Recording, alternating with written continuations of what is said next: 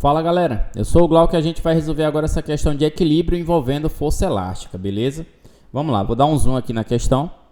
Olha só, diz o seguinte: uma mola de massa desprezível foi presa a uma estrutura por meio de uma corda B. Um corpo de massa M igual a 2.000 gramas está suspenso por meio das cordas A, C e D, de acordo com a figura abaixo, a qual representa a configuração do sistema após ser atingido o equilíbrio. Então, o sistema está em equilíbrio. Considerando que a constante da mola é 20 newtons por centímetro, vamos anotando logo esses dados, né? A massa M pendurada aí vai ser quanto? A massa M é 2.000 gramas, ou seja, 2 quilogramas. Vixe, ficou muito fino aqui. 2 quilogramas, certo? Esse é o valor da massa, ok? Aí o que é mais que foi dado? A constante da mola é quanto?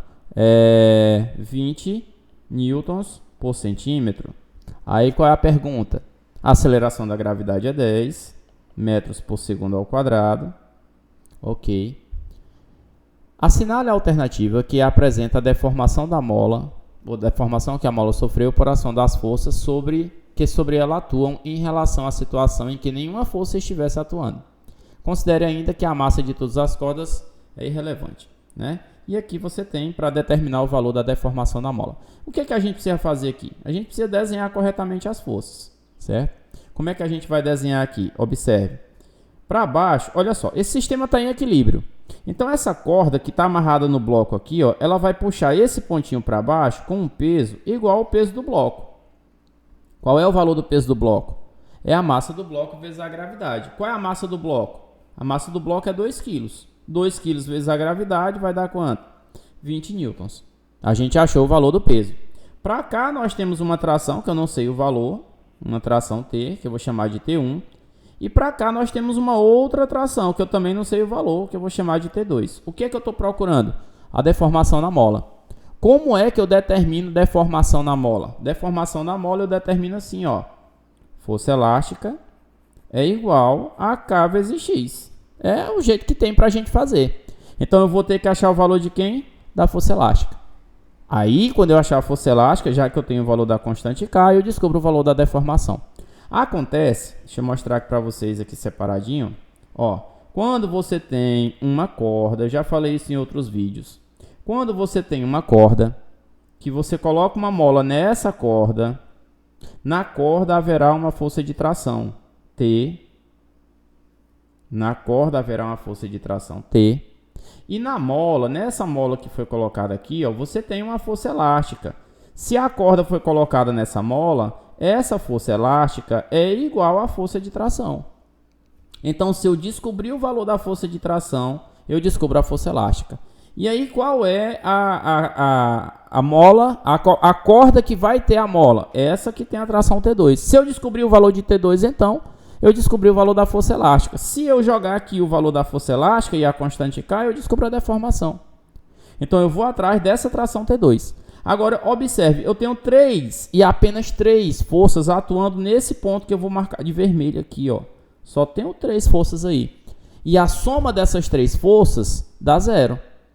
A soma vetorial das 3 dá 0. Aí eu vou usar um método de soma de vetores. Qual é o método que eu vou usar? Eu vou usar o método da poligonal, quando eu coloco os 3 vetores um após o outro e no final das contas eles fecham uma figura.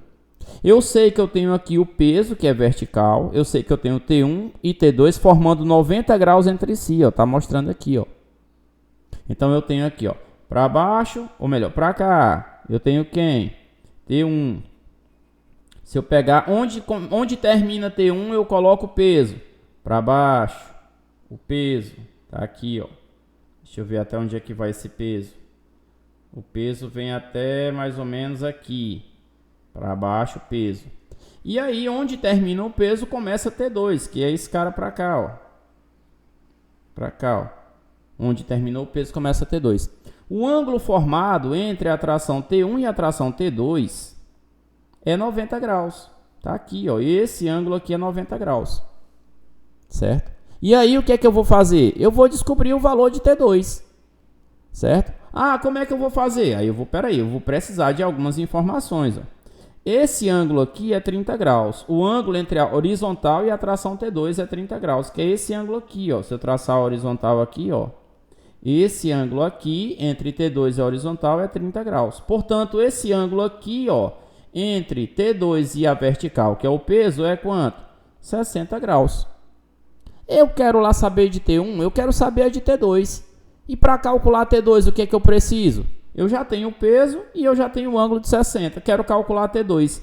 T2 é vizinho de 60. Eu vou fazer como? O cosseno, vou fazer aqui, deixa eu diminuir aqui. Fazer aqui, ó.